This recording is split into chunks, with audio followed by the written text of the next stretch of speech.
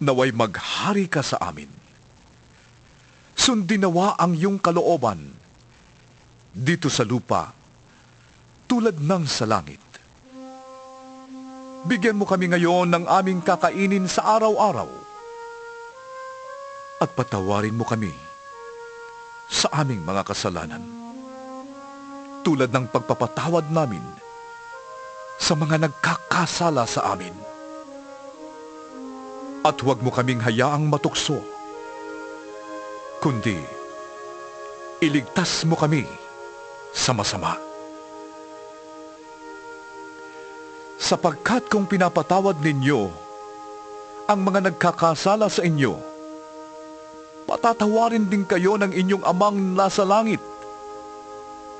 Ngunit kung hindi ninyo pinapatawad ang mga nagkakasala sa inyo, hindi rin kayo patatawarin ng inyong ama